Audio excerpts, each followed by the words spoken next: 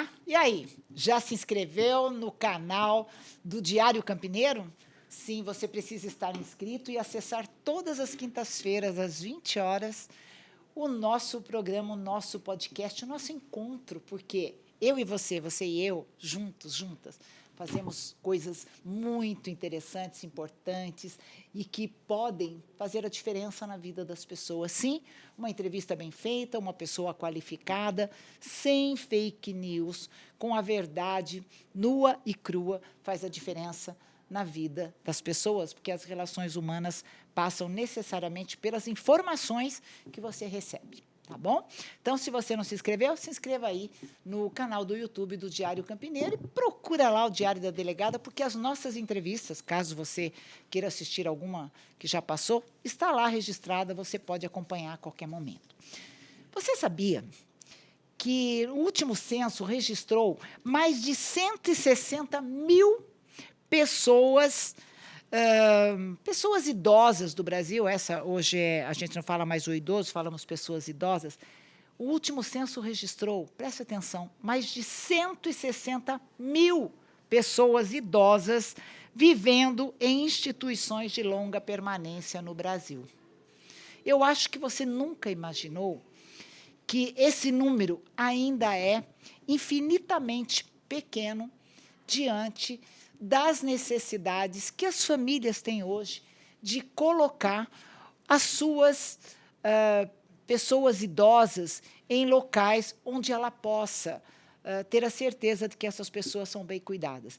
Esse é um mundo novo, porque o censo já demonstra que essa população, a tendência é só crescer, a longevidade está aí. Tanto é que hoje nós vamos conversar com um empresário, o nome dele é Diego Alberic, ele é do setor de cuidados geriátricos e trabalha, então, com a gestão de saúde e inovação no acolhimento das pessoas idosas.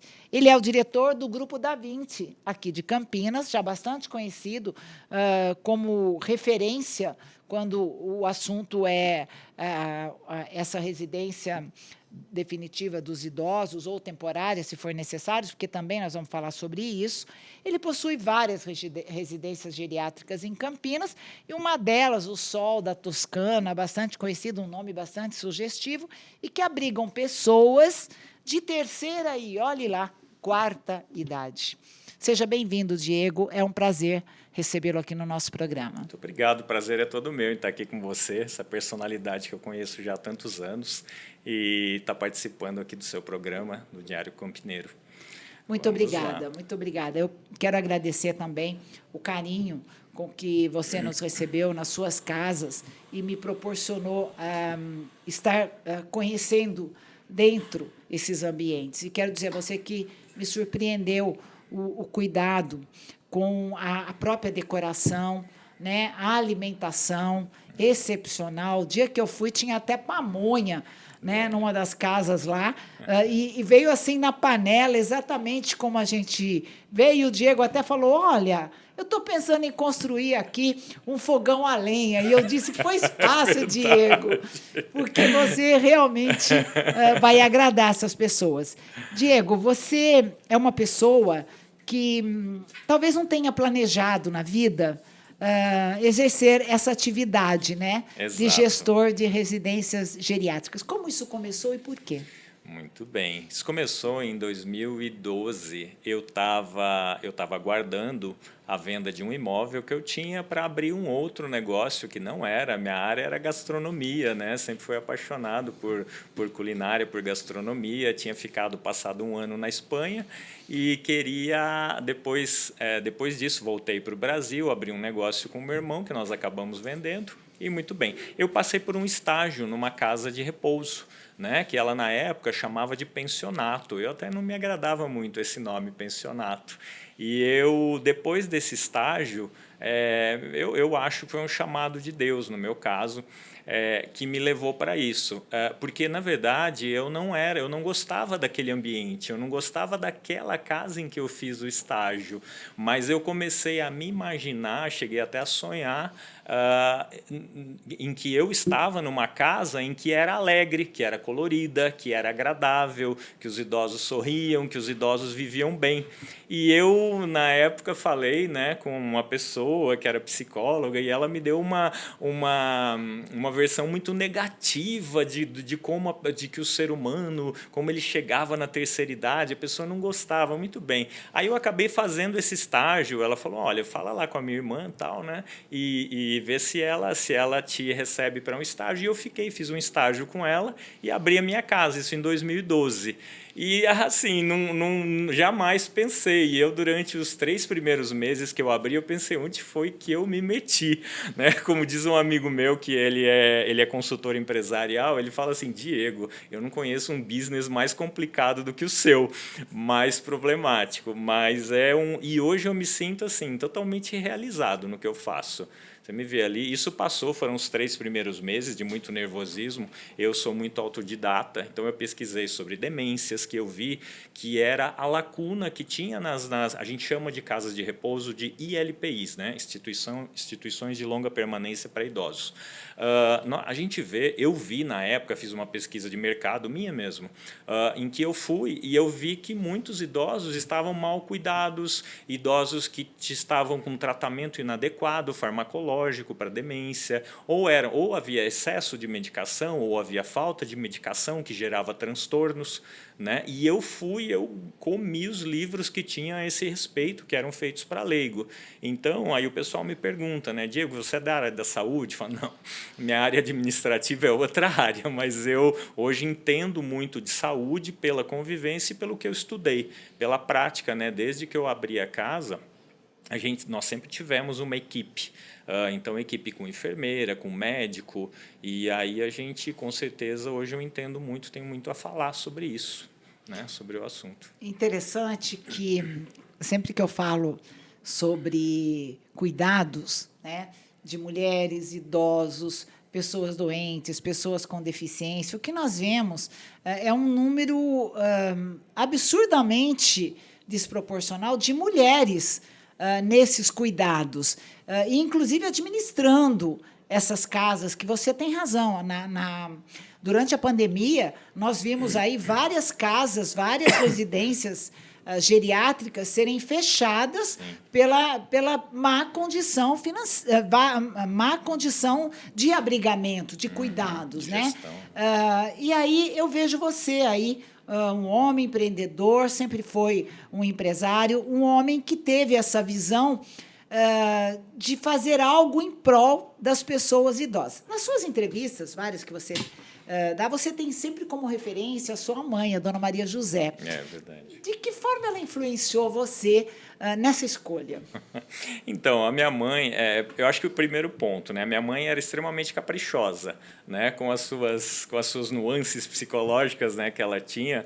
Ela era muito caprichosa, ela era dedicada, ela era amorosa. Então, e ela tinha essa qualidade. Quando você foi lá na nossa casa conhecer que havia pamonha, havia uma comida farta. Para mim, eu tenho um livro de um poeta campineiro que eu fui ver, que ele escreveu um livro, Poesias e Sopas.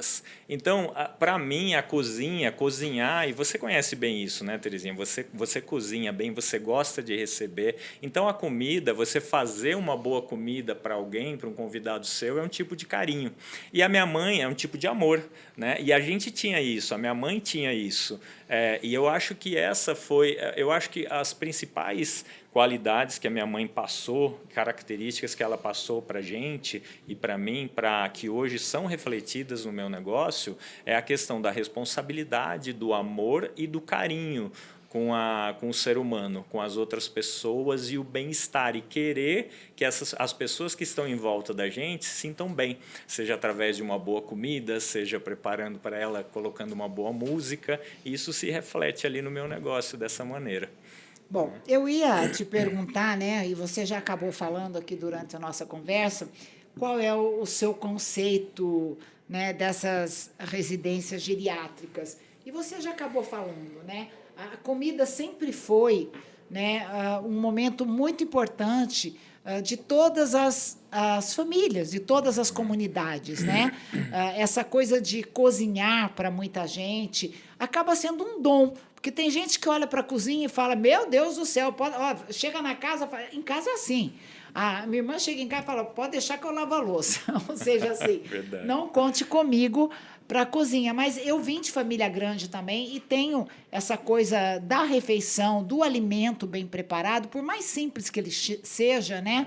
Ele ser agradável, né? Até o cheiro da comida. Eu não consigo imaginar uma residência geriátrica com a comida chegando de marmita, como a gente vê em muitas casas por aí, terceirizar, a cozinha industrial. Não, o cheiro do alho frito, o cheiro da cebola frita, isso entra na mente da gente e nos traz as boas recordações em torno da comida, né? A comida que a mãe da gente fazia sempre vai ser a melhor. Eu nunca vi alguém dizer que isso possa ser superado. Mas, Diego, você entrou aí por um ramo, né? Eu acabei falando que o censo demonstrou que mais de 60 mil pessoas, né, estão em instituições de longa permanência. Eu queria que você explicasse para a gente qual foi o conceito que você aplicou. Vamos falar aqui do sol da Toscana, você se inspirou em alguma região da Itália, pelo visto, né? Hoje nós estamos até deixando a Sol da Toscana como unidade Sol da Toscana. Então, ela vai ser uma Casa da Vinci, unidade Sol da Toscana. E por que a inspiração veio de Leonardo da Vinci, que foi um grande humanista. O Leonardo da Vinci, ele era pintor, escritor, engenheiro, né? Ele era cozinheiro, ele era tudo. Então, ele era um grande humanista, ele era apaixonado por ser humano. Essa é a grande questão. E eu me inspirei e coloquei fazendo uma homenagem a ele. E a Toscana veio porque ele era da região da Toscana, né, do povoado de Vinci, né? Por isso era Leonardo da Vinci. Interessante. É o povoado na Itália, nos tempos, né, da Idade Média, você tinha lá fulano de tal. Geralmente era a cidade em que ele era, a cidade, o povoado. E era desse povoado de Vinci que fica ali na Toscana, né? Tanto é que ele fez grandes obras, as principais obras dele estão todas ali. Ele fez para uma família de milionários, né, daquela época, que financiavam eles, os sonhos dele, as obras dele. E aí a Sol da Toscana foi aberta, né? A unidade Sol da Toscana foi aberta nessa pegada. Eu quis colocar um outro nome, um nome diferente para um local. Não, muito acolhedor, viu? Quero te parabenizar, né? aí pela escolha. Realmente nos remete aí, inclusive aos vilarejos, né, da Itália, que eu ainda não conheço, mas um dia quero conhecer. Mas qual é o diferencial que você aplica? Bom, você tem 3 casas geriátricas em Campinas. Sim. 2 delas são exclusivamente de mulheres. Sim. E uma delas é mista, né? Isso. Abriga homens e mulheres. É mais difícil gerenciar uma unidade mista? É mais difícil ou mais difícil é porque todo mundo diz que a mulherada dá trabalho, mas existe algum diferencial? Existe alguma dificuldade maior, uma por ser só de mulheres, outra por ser mista? Ou existe essa demanda? Famílias que não querem, por exemplo, um local onde homens também possam estar presentes, ou mulheres, ou pessoas que não queiram mulheres, né? Eu confesso a você que eu já vi várias residências mistas, mas de mulheres, mas só de homens eu nunca vi. Então, eu te pergunto isso, né? Qual é o diferencial? É mais difícil de administrar? Como é que fica? Primeiro ponto, um dos conceitos que eu tenho que desmontar muito, Terezinha, é o conceito do asilo, né? Então, hoje, você buscar uma residência geriátrica boa, de boa qualidade, é um carinho, é um cuidado que você oferece para o seu idoso, seja para o seu pai, para o seu avô, do que aquele asilo de antigamente, que era aquele clima mais austero, né? Com relação à casa ser mista, eu tenho somente uma unidade, que ela é mista, né? Por quê? Porque a procura é menor. A demanda é menor para homens. E aí, há um número de mais mulheres, né? Sim, idosas, há uma procura, é porque existe até um parágrafo lá na legislação estadual daqui que teoricamente nos obriga a que faça um ambiente misto. A questão é que não tem homens, né, homens suficientes. A demanda para o público masculino, e talvez eu tenha a minha teoria, se você me perguntar, eu te falo, sobre isso. Por que tem menos homens nessa fase de vida em que ele necessita de uma moradia assistida, uma moradia com cuidados de saúde, né? Aí, eu gostaria de saber por quê. Vamos não lá. É porque as mulheres ficam viúvas, não é não? Sim, um pouco sim. Eu imagino que sim, Terezinha. Mas eu acho que a mulher ela é muito mais resiliente. A mulher é muito mais forte, resiliente do que o homem. O homem pode ver que o homem não se cuida, em primeiro lugar, começa por aí. A mulher se cuida muito mais que o homem. Então, mulher dura mais Vive com mais. mais saúde. E a mulher, quando chega nessa fase em que ela necessita de um cuidado, ela tem uma aceitação e uma resiliência muito maior do que o homem. Os homens, em sua maioria que a gente recebe, eles estão meio revoltados, bastante incomodados, eles têm mais transtornos por causa dessa nova condição em que eles estão. Enquanto que a mulher já não. Você olha senhoras lá com fragilidades motoras, cognitivas, elas estão lá na paz, tranquilas, vivendo aquela vidinha que aquela fase está permitindo para elas. Então, eu diria sobre que é isso, né? E sobre Que a longevidade tem muito mais a ver com a personalidade do sexo feminino, de resiliência. De resiliência e de aceitação dessa. Isso tem fundamento, Diego, porque as mulheres foram ensinadas a lidar com a dor, exatamente, com as limitações. E vejo que nos homens a aceitação da idade, né, da proximidade aí da terceira e agora até da quarta idade. Aliás, é muito raro ver um homem chegar na quarta idade, né? E você já tem lá numa das casas uma das moradoras, uma das residentes com 104 anos, totalmente lúcida. Isso mesmo. A dona Lígia, né? Muito bonito de se ver. Enquanto que, por exemplo, homens nós não temos, né? Homens com essa idade. Tem uma idade menor. E eles, interessante, eles duram menos. Né, eles ficam menos. Eu tive um senhor que uma certa vez ele se entregou, ele falou, não queria mais, ele já tinha um comprometimento cognitivo e de fala, motor também, ele decidiu, ele parou de comer, não quis, e ele se recusou a colocar sonda, a família não quis e tal, enfim, ele se entregou. Então, mesmo? Esse quase que uma eutanásia, né? A pessoa decide pelo fim. Ele decidiu, não sim. quero viver assim. Muito ruim isso, eu Exatamente, acho. e a família poderia tê-lo obrigado a colocar uma sonda, sim, mas a família optou por não, era uma vontade dele. Então, também é uma escolha. Ele né? chegou. E interessante que, na verdade, ele não faleceu por inanição. Sim. Ele acabou falecendo por uma questão de saúde dele. Né? Mas é interessante. É uma decisão difícil, né? Mas a gente sabe que os homens têm mesmo. Tanto é verdade, né, que é muito mais difícil você cuidar de um homem idoso do que de uma mulher idosa, porque a mulher resiste até o último minuto. Semana passadas aí nós entrevistamos o Zenon, a mãe dele está com 101 anos, né, o craque Zenon, e ele diz que a mãe dele se recusa a usar uma cadeira de rodas, um andador, ela anda do jeito dela, mas ela ainda diz, eu vou andar do meu jeito, mas vou continuar andando. É a resiliência, né? A persistência. A mulher sempre acredita que é possível, né, melhorar aquele estado de coisas. E, graças a Deus, isso ajuda em muito a toda a humanidade. Né? Porque se a gente olhasse para as nossas mães como mulheres derrotadas, não teríamos tido nenhum sucesso na vida. Né? Porque, como se diz, percalços não faltaram, né, Diego? Não, de jeito nenhum. É isso Bom, Diego, mesmo. eu tenho uns dados aqui do futuro, né?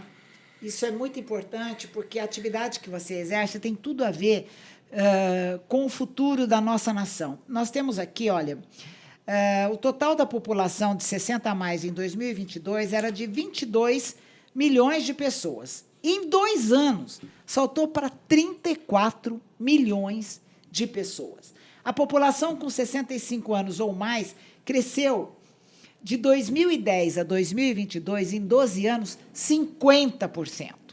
E isso faz uma projeção que 1 em cada 4 pessoas serão idosas. Então, as políticas públicas, e aí eu chamo a atenção para os gestores públicos, têm que voltar o olhar para essa população que vai viver mais, graças a Deus. Pois bem, nós sabemos também que, até no mercado de trabalho, aliás, 1 em cada 4 idosos, que era 24% da população, não é que 1 em cada 4 1 em cada 4 pessoas é mais idosa. Não, conserto aqui. 1 em cada 4 idoso, que representa 24% da população, estava trabalhando ou estava ocupado ou trabalhando em 2024. Então, essa preocupação do idoso ter uma atividade contribui para a sua saúde física e mental, ou realmente nós devemos ver os aposentados como cidadãos inservíveis ou não tão necessários à sociedade? Como você vê a não ocupação diante do que você presencia na sua casa? As pessoas que eram mais ativas, né, elas têm mais resistência, têm mais vontade de viver do que as pessoas que já estavam aposentadas há muito tempo e não têm essa vontade de viver? Sem dúvida nenhuma. Assim, é claro que talvez vão ter aí sempre os que vão me condenar pelo que eu vou falar, mas eu acho que o fato de você... Eu vejo as pessoas, você se aposentou e parou, cessou todas as suas atividades, é o caminho para você definhar. Eu vejo idosos que seguem com suas atividades de trabalho, mesmo que parciais, né? Não precisa, é claro que a gente depois dos 60, depois de 70, a gente vai diminuindo, depois dos 50, a gente vai diminuindo a nossa disposição, mas você cessar totalmente com certeza contribui para você chegar numa fase de maior debilidade. A gente vai nos Estados Unidos, na Europa, é muito comum você ver pessoas de 80, 85, eu já vi senhor de 90 anos que eu conversei com ele nos Estados Unidos, trabalhando no Walmart, e ele estava lá trabalhando, e você vê, isso é comum. E é uma coisa interessante que você não vê aqui. Então, aqui, realmente, as políticas públicas hoje tem que voltar o olhar para isso e repensar, né? Talvez pegar alguns modelos aí de fora, realmente. Assim, existe isso é um dado muito interessante, Terezinha. Existe sobre a atividade, você manter a sua atividade, não somente de trabalho, mas como atividade física. Existe uma pesquisa que saiu recentemente que ela mostra que toda pessoa que tem maior força nos quadríceps, que mantém atividade física, ou seja não precisa ser musculação, mas pode ser uma atividade caseira, subir escada, elas mantêm, isso gera impacto no cognitivo. São pessoas muito menos suscetíveis a desenvolvimento de problemas cognitivos, problemas demenciais. Então, e por quê? O que a gente vê? Que o processo demencial, eu acho que muito mais do que o físico, ele tira a capacidade da pessoa gerir a sua vida, né? Você tem aí problemas comportamentais que inícios de demência começam a causar, que inviabilizam muitas vezes um idoso continuar no edifício em que ele mora, porque ele começa a esquecer a porta aberta, ele começa a esquecer um fogão ligado, ele, né, a começa a ser chaleira, um risco para si mesmo. Para si mesmo, exato. Há relatos de senhoras que vão que pegou a mãe colocando uma frigideira dentro do micro-ondas. Então, eles perdem esse sentido. Então, assim, manter a atividade, manter o trabalho é fundamental para você envelhecer bem e você envelhecer com saúde, mantendo a sua autonomia, né? Para que até a gente mude esse conceito, o conceito que existe no Brasil e o conceito que existe fora do Brasil, na Europa, Estados Unidos, a respeito de instituições de acolhimento para idosos. No Brasil é um perfil, porque da nossa cultura vem muito do italiano, né, que a gente cuida em casa, o neto cuida do avó e tal.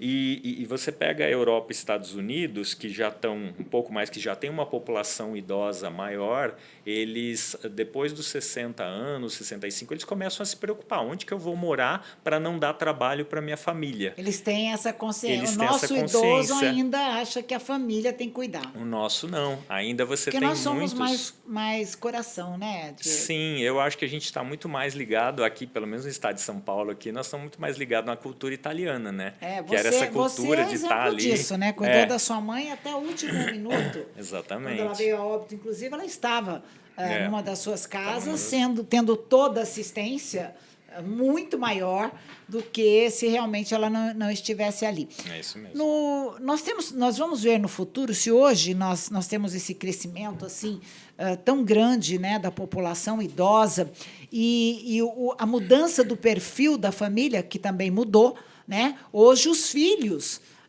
trabalham fora. Antigamente os homens se casavam quando não tinha uma irmã e a nora cuidava dos sogros. Era assim, mais ou menos. Hoje em dia, não. Mulheres e homens trabalham fora o dia todo e também não têm essa disponibilidade de estar com o idoso. E o que é pior, né? Fica muito mais dispendioso contratar profissionais para cuidar do idoso na casa dele, porque eu vejo que há uma resistência dos idosos de sair da sua casa. E eu consigo compreender isso. Eu digo que a casa é igual a toca dos bichos. É isso. Sempre que você tira alguém da sua casa, né? Nós temos agora, com essa onda da violência contra a mulher, os homens tendo que se afastar de casa, e eu acho que isso ajuda a alimentar um inconformismo, um ódio, né? Porque ele não atribui nunca a ele a culpa. Mas, assim, essa retirada brusca da casa é muito complicada. Então, aí eu quero perguntar para você, como é que como as famílias te procuram, né? E conversam com você, você apresenta as suas casas, de acordo com as suas possibilidades, a pessoa escolhe uma ou outra residência geriátrica para morar, mas a família chega a se preocupar com como o idoso vai ser tratado ou ela simplesmente chega e fala, tem vaga, quanto é? Não. Como você vê isso?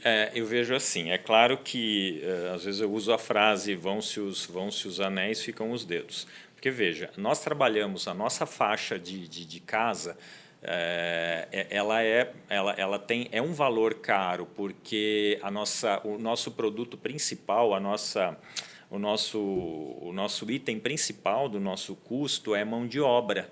Então, a qualidade de uma casa, ela tá intrinsecamente ligado à quantidade de profissionais e à qualidade dos profissionais que você tem. Então, é um serviço que custa caro. Então, você comentou, né? Tem pessoas, tem famílias que decidem,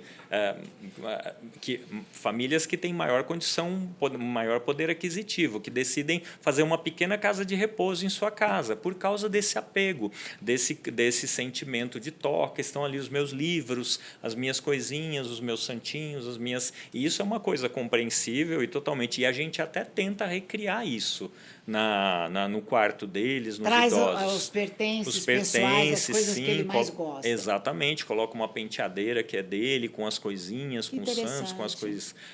Então, assim, então a gente tem de tudo. Eu tenho, por exemplo, idosas que estão lá por conta própria, que foram procurar. Eles, não, eu não quero mais ficar em casa, filhos. E os filhos, mas mãe, e eles protelaram. Não, eu encontrei um quartinho individual para mim, eu vou lá morar, e ele mesmo escolheu a sua casa. Então, o meu perfil de cliente é um perfil muito preocupado com o seu pai, e ele quer, o perfil de cliente que fica comigo é o que é preocupado, é o que vai visitar, que está lá 3 vezes por semana. Tem filhos que estão todos os dias, que vão visitar e que ele sabe que a mãe está. Tem filhos que falam comigo, sabem que eu sou muito presente na casa, que eu levo o sanfoneiro, a gente tem música ao vivo e tem diferencial na comida, a gente filma o almoço todos os dias, mostra para ele. Interessante. Nós somos uma das poucas casas que fazem atividades gastronômicas. Então, a gente coloca os idosos, a gente faz ali na mesa, eles fazerem bolo, fazerem brigadeiro, já foi feito brigadeiro brigadeiro de banana, e já foi feito donuts, e foi feito bolachinhas, biscoitos, e a gente faz. Pamonha. Pamonha, exatamente. Bolo de fubá, aquelas coisas que eles sempre tiveram um apego emocional, né? Porque lembra os pais deles também, e com até certeza. Nessa pegada da comida, a gente faz no domingo, por exemplo, a gente tem um almoço parecido com o almoço de antigamente que a gente tinha, do italiano, das nossas nonas, né? A gente tem lasanha, frango assado, macarronada, né? A maionese que a gente sempre tinha. Sim, que legal. Faço berinjela frita, aí a gente dá uma... Eu evito frituras, mas eu tenho peixe frito, então a gente faz. Porque é isso, não somente cuidar do físico delas, mas cuidar do emocional. E aí isso gera uma satisfação, né? Gera um pertencimento. Os idosos, eles sentem, às vezes, o que acontece muito, que às vezes o cliente depois reclama comigo, ele, minha mãe foi passar o dia comigo, mas ela só ficava falando, filho, mas olha, já são quase 3 horas, eu preciso ir embora, porque senão eu vou perder o lanche com as minhas amigas, e aí ela quer ir embora. Então é interessante. Elas têm outras atividades lá, você se preocupa...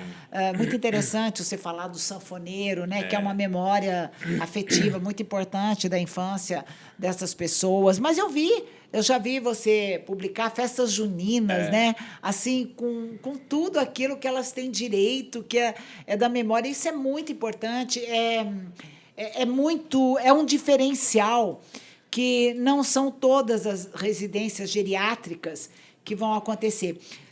Eu fiquei mesmo impressionada ao conhecer, foi até no Dia da Mulher, né, 8 de março, que vocês me convidaram. Eu fiquei muito impressionada quando eu conheci uma das residentes, que tem mais de 100 anos, 104 anos, né? Foi a dona E Lucila. ela canta em francês, ela cantou lá um trecho da Edith Piaf, de uma música, eu fiquei assim, maravilhada, e eu vi o seu carinho, né? Você chega e conversa com elas, você escuta, você chama pelo nome. Poxa, gente, nós estamos falando do dono da empresa, não é verdade?